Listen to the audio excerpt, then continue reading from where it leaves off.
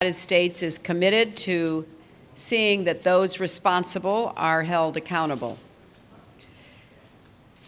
I've had a series of productive discussions today with my counterparts focused largely on challenges and opportunities facing a fast-changing Middle East and North Africa. First, in private and public meetings, we continued our international efforts to stop the horrific campaign of violence that continues unabated in Syria.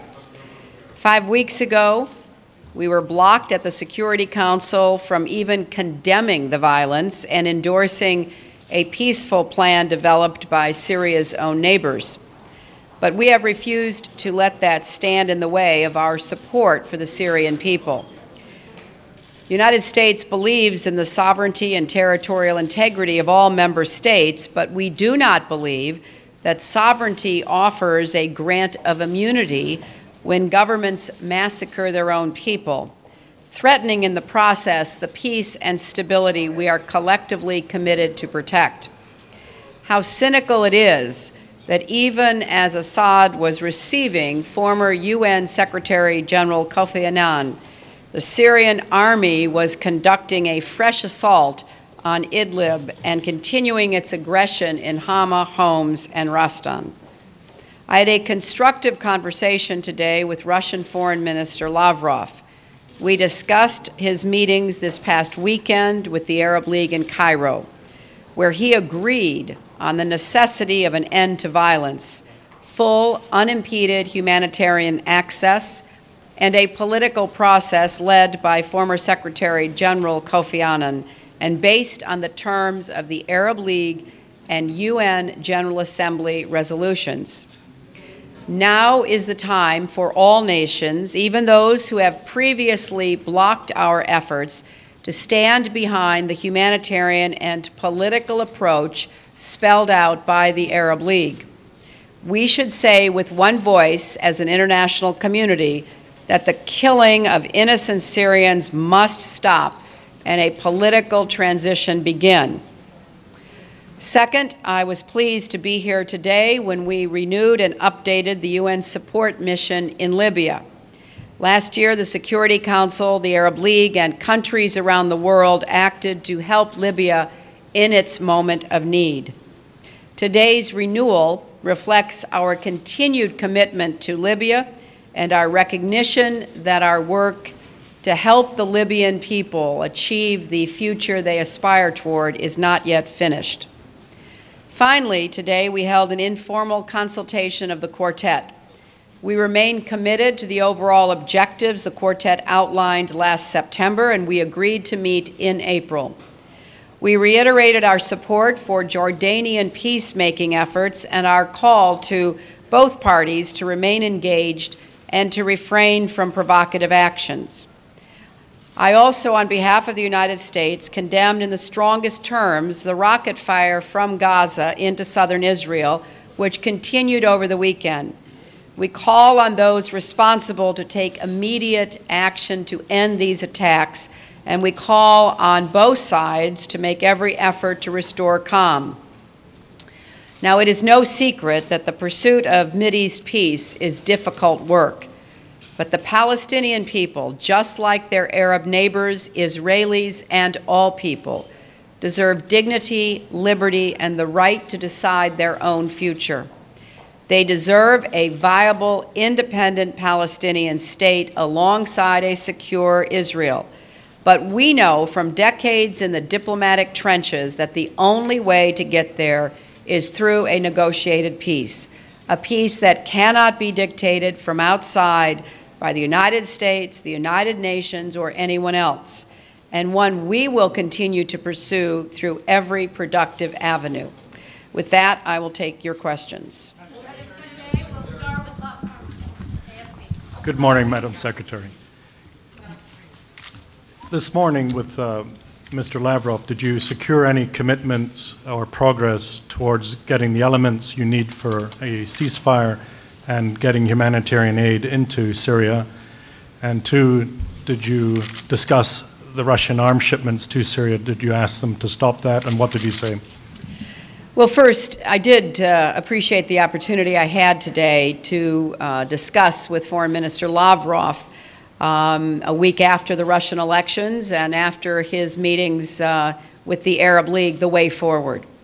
I think he has heard clearly how strong the feelings are in the region and on the Security Council, and that we expect all nations, including Russia and China, to join us now in pressing the Assad regime to silence its guns, to allow humanitarian aid to enter, and to make way for a real political transition that protects the rights of all Syrians. I pointed out my very strong view that the alternative to our unity on these points will be bloody internal conflict with dangerous consequences for the whole region. So our message is clear. It is past time for action to save lives, to protect the dignity and rights of a proud people, and to meet our obligations as Security Council members to protect peace and security. Now, Foreign Minister Lavrov will take what he heard here back to Moscow, and we are all waiting to hear from former Secretary General Kofi Annan as to his advice about the best way forward. In the meantime, we will be continuing our efforts with the other 70-plus members of the Friends of the Syrian People to get humanitarian aid where it is so desperately needed, to tighten sanctions on Assad and his regime, and to strengthen the transition planning of the opposition. We want to support the efforts of Kofi Annan and the Arab League to end the violence, but we believe that we must act soon. So we are hoping that after the consultations today, after the meetings in Cairo, after Kofi Annan's visit to Damascus and his follow-on consultations, that we will be prepared in the Security Council to chart a path forward. That is what we're committed to, and that is what we are hoping and expecting the Russians and others to support us in doing.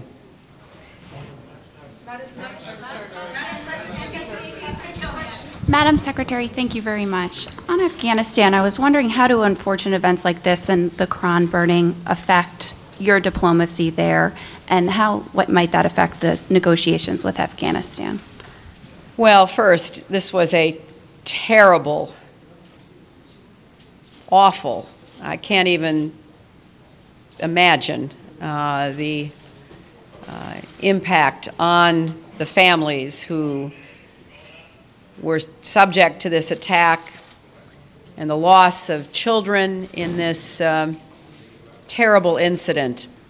I join, of course, with President Obama, Secretary Panetta, and other representatives of our government and the American people in expressing our deepest regret and condolences. A full investigation is underway. A suspect is in custody, and we will hold anyone found responsible fully accountable. Now, we've had a difficult and complex few weeks in Afghanistan. That is obvious to everyone. This terrible incident does not change our steadfast dedication to protecting the Afghan people and to doing everything we can to help build a strong and stable Afghanistan. So we remain committed to the goals that we and our partners have set forth. We remain committed to solid cooperation with the government and people of Afghanistan as they strengthen their own security and improve their democratic institutions. But we recognize that an incident like this is inexplicable and will certainly cause many questions to be asked. But I hope that everyone understands in Afghanistan and around the world that the United States is committed to seeing Afghanistan continue its move toward a stable, secure, prosperous, democratic state. The people of Afghanistan deserve that, and that's where we will continue to focus our efforts. And yes, go ahead. Madam Secretary. Kindly, can you spell out your understanding of the 5 points agreed to between Mr. Lavrov and in Cairo with the Arab ministers? As Mr. Juppé had said, he sensed ambiguity in the interpretation of the Russians of that. What are the terms of reference as far as you see them, particularly related to the political process and the references for Mr. Kofi Annan's mission? Well, first, we think that the 5 points that were discussed in Cairo are not ambiguous. They are clear in the direction that we wish to head, but it is certainly, as Foreign Minister Juppé and others have said, going to require a lot of work to put them into operation. First and foremost, the Assad government has to end the violence against its own people. There is nothing ambiguous about that. And as I said to Foreign Minister Lavrov today, there is no equivalence to that either. The monopoly on deadly violence belongs to the Syrian regime. And there needs to be an end to the violence and the bloodshed in order to move into a political process. Now, of course, once the Syrian government has acted, then we would expect others as well to cease the violence. But there cannot be an expectation for defenseless citizens in the face of artillery assaults to end their capacity to defend themselves before there's a commitment by the Assad regime to do so. So I think that there's no questioning that these 5 points all must move forward, and certainly the reports we're getting from former Secretary General Kofi Annan is that he is meeting with parties, starting with the Arab League and with the Assad regime, to try to hammer out a way forward using those 5 points as a framework. But the United States, for one, is very clear. There must be a cessation of violence by the Syrian regime, first and foremost. Then we can move toward asking others who will no longer need to defend themselves, because we will be in a political process, to end their own counter-violence. So we want to give Kofi Annan the space and time to develop his recommendations. We have the highest respect for him. He has a proven track record of bringing parties to resolution. So our goal is to listen to him. And if he comes back with a slightly different formulation that we think will work, we're going to be very respectful of that. Thank you very much.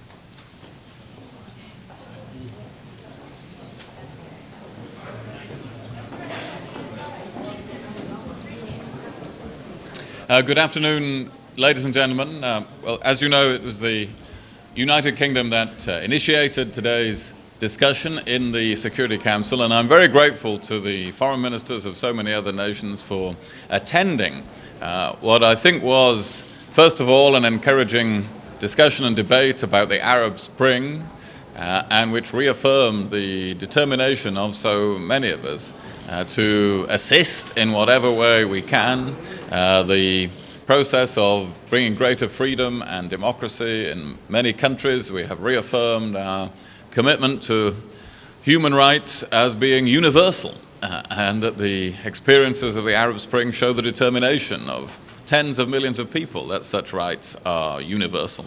And we must do everything we can to assist, when requested, the peoples of Egypt, Libya, Tunisia, Morocco, Jordan, in the positive change that is now taking place. And the United Kingdom is very much on the positive side, the optimistic side of the changes that the Arab Spring will bring. And so I think the debate has usefully reinforced that. Of course, it has also, and more pressingly, given us the opportunity to call again for the Security Council to show unity and leadership on the appalling violence in Syria. As I said in the meeting, the United Nations Security Council has so far failed to live up to its responsibilities to the Syrian people. We are working, of course, with other members of the Security Council on a resolution, as we have worked for many months, although 2 resolutions, as you know, have been vetoed. We very much support the work of Kofi Annan, and I think it is necessary to have a resolution that supports his work, supports a political transition, that calls, as Secretary Clinton was just saying, for the cessation of violence, for humanitarian access to all parts of Syria, as well as for the release of all political prisoners, access for the media. These things, it should be possible to embody in a UN resolution. And so we will continue to work with that, with our partners, to see if that can be achieved. A few quick questions. Yes, Mr. Minister, yes. Mr. Minister, everybody's talking about Kofi Annan and supporting him, but in reality it seems like he left Damascus pretty empty-handed. What hope do you really have for his effectiveness at this time? Well, we have a lot of confidence in him based on his past record. Here he's dealing with a very, very difficult situation, as we all know and understand. It is far too early to say, on the basis of the visit that he made this weekend, that he left empty-handed. We don't know whether that will turn out to be the case, but it's far too early, I think, to say that. He has said that he has made proposals. Clearly all concerned will be taking some time, but I hope not much time, to react to those proposals. Next question. Yes, lady here. Lady here. Yeah. Mr. Hague, Mr. Lavrov's 5 points that he was mentioning, do you understand it that these supersede now the Arab League initiative, the previous ones, and how does it affect the part where the Arab League calls for a transfer of power from Mr. Assad to a deputy? Is that still in play, or have we seen a game changer? No, I don't think, as I understand it, that those supersede. You would have to ask Mr. Lavrov and the Arab League ministers about that. They don't supersede anything.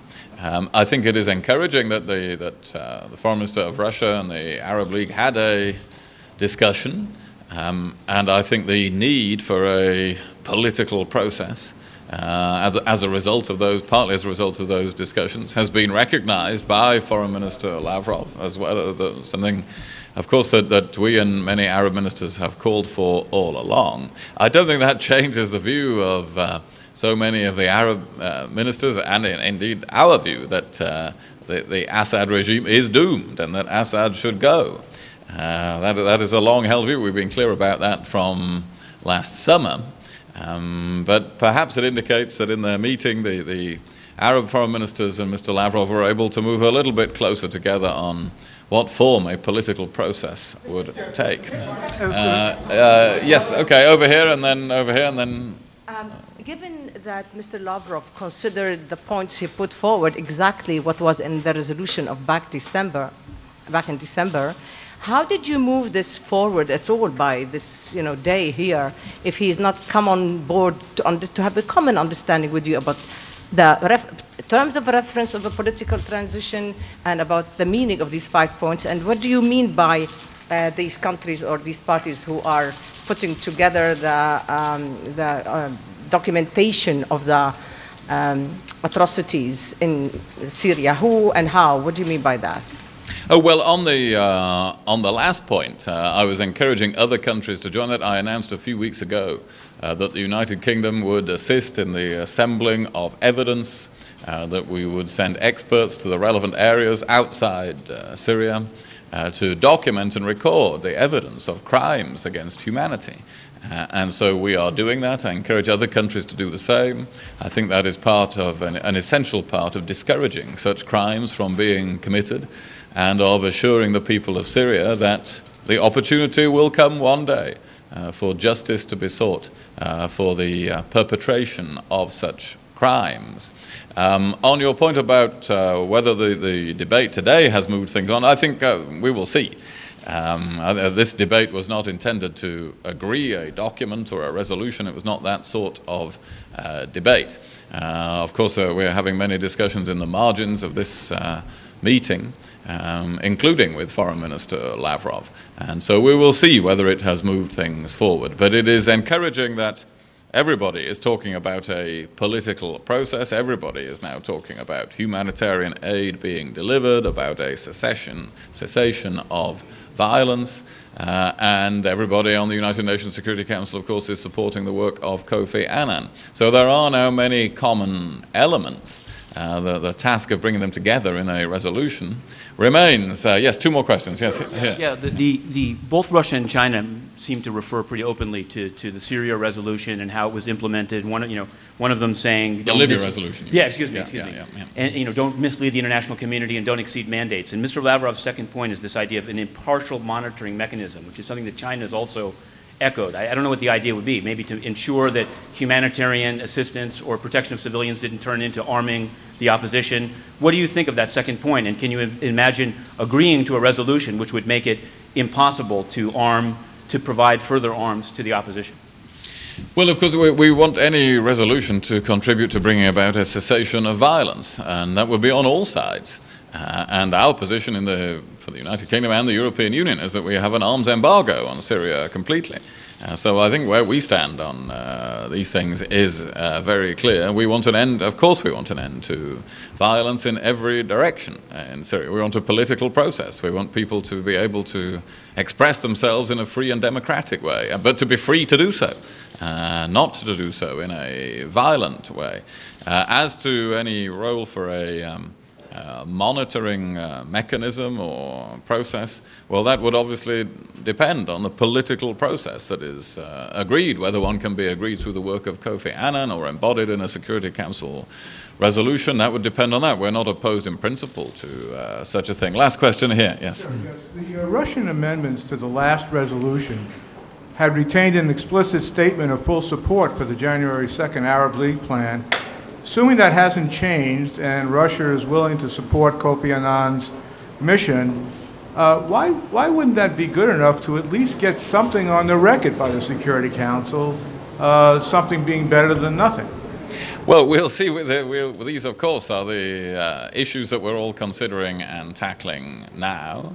I think it was very clear over the last few months that the best plan on the table, was that of the Arab League.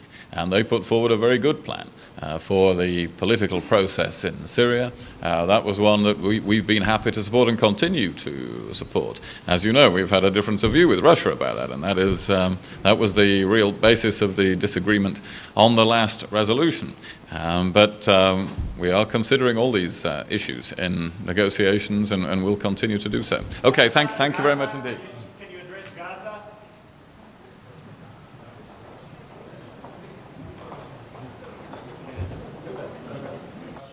Good afternoon. How are you today? We are closing the important day of discussions and negotiations. I believe it was a very useful meeting of the Security Council, which was important at this juncture when the events in the Middle East and North Africa are evolving. I'm sure we haven't seen the end of it, and it is important for the international community from time to time get together and see what we can do to make sure that these processes are going naturally on the basis of the will of the people of the countries of the region, without outside interference, without imposing any prejudged solutions to a situation in one country or another. Of course, mostly people were concerned with the situation in Syria. I would add, and around Syria. The situation certainly requires some engagement on the part of the international community, and today's debate on the Security Council and the meetings which I had later with the Secretary General, with the Secretary of State, with William Hague and Guido Westerwelle and other colleagues indicated that there is a growing understanding of the need not to talk to each other on the basis of take it or leave it, but to bring the positions together and to be guided not by the desire of revenge or punishment, who is to blame and so on and so forth, but by the basic interests of the Syrian people. And this requires immediate end of violence as the #1 priority. And for this, we shall not really think of putting the government and the opposition on one level, whether it's acceptable or not. It's about saving lives. Ceasefire is an absolute must. And we sincerely hope that the mission headed by Kofi Annan would succeed in developing some ideas which would make it possible for us to agree on how to stop the bloodshed immediately, how to stop the fighting irrespective of the source of the violence. Mr. Foreign Minister, now... I am late for the British lunch. Sure. The Security Council inaction has created a lot of frustration in the region. Some countries are even openly saying that they would support the opposition and give weapons to Syrian opposition. How much longer... Well, there are reports that some countries are not only talking about it. Right, but how much longer will Security Council inaction continue, and how much do you think this will contribute to those countries' attitude? Well, as far as we are concerned, we believe this could be done very quickly. I will remind you that it was on the Russian initiative that as early as August last year, the Security Council adopted a statement where all the principles of resolving this crisis was set forth, including the importance to support the Syrians themselves, to encourage the Syrian-led inclusive dialogue, to exclude any outside interference, and so on and so forth. Then, in September, we developed a draft resolution, which some of our partners believed was not to their liking. Then, immediately after the Arab League adopted its decision on the 2nd of November, we made another try and developed another resolution based on the principles embodied in the November 2nd plan, including the beginning of national dialogue between the government and all groups of the opposition without any preconditions, including non-interference, including humanitarian aspects. This resolution, after several weeks of discussions, was considered by some member states not adequate. So we are not idle on this one. We believe that the Security Council can and should get its act together, but for this, you cannot really expect one point of view to prevail. For the decisions of the Security Council to be sustainable and implementable, they must be based on the core principles of the Charter. And the veto is not something artificial. The founding fathers of the United Nations, in their wisdom, decided, on the basis of unfortunate experience of the League of Nations, that unless the permanent members of the Security Council agree on something, decisions of the Security Council could not be sustainable.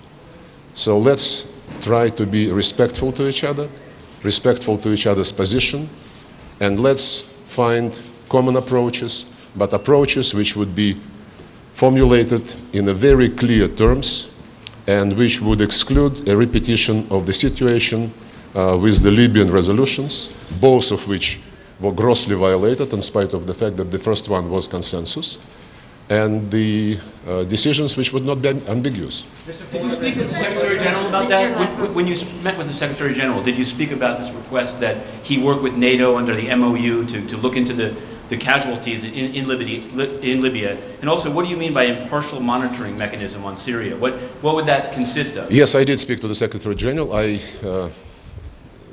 recalled what I said in the Security Council meeting.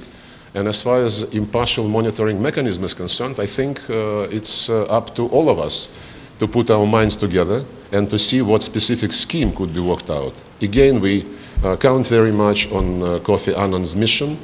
He met in Damascus with President of Syria. He met with several opposition leaders. He is traveling in the region, and he will be reporting to the Secretary General and through him to all of us, I hope soon. One for the ladies. One for the ladies. Do you think that your presence here with the other foreign ministers, in your bilaterals or general discussions, did things move forward so that you can really reach an understanding? Because you are really far apart. From listening to you and listening to them, you say, well, this is what we gave you in December, and they say, well, we have red lines. We're not going to accept the equivalence. We're not going to accept your definition of the political transition. Kindly tell me if this exercise has helped, and how do you propose to get over your Ragida, you didn't listen to my introductory remarks. I gave my assessment of the usefulness of this meeting in my first sentences. As to the question how we can bridge the differences, ultimatums would not work. That's the only thing I can say.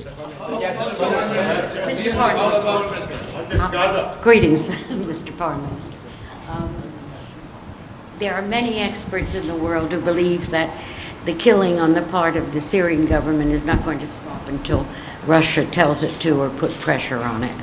And that regardless of whether it's interference in affairs, a massacre is a massacre.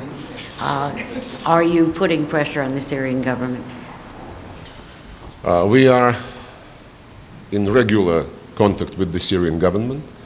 It was on our very strong advice that they accepted the Arab League November 2nd plan. It was on our very strong advice and insistence that they accepted the observer mission of the Arab League.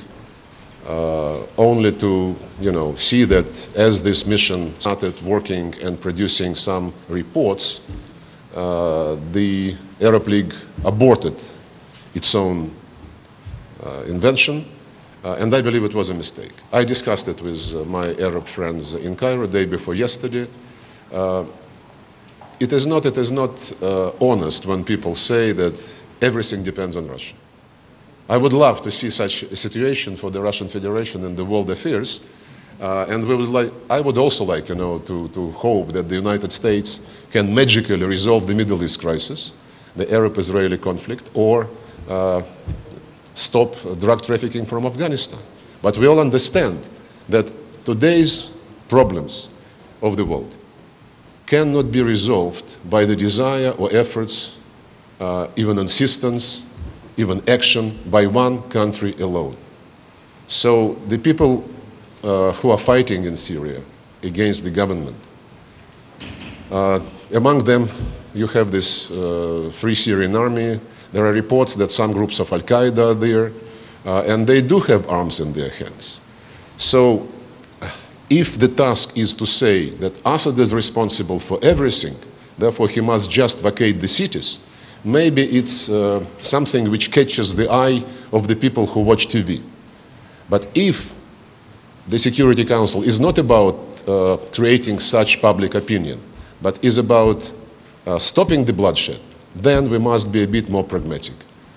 Justice might wait, because the more we insist on, the government must do something and then everything would fall into pieces, the more people get killed. Thank you very much. About Gaza, can you address the situation? Hey, Benny, I'll talk to you about that.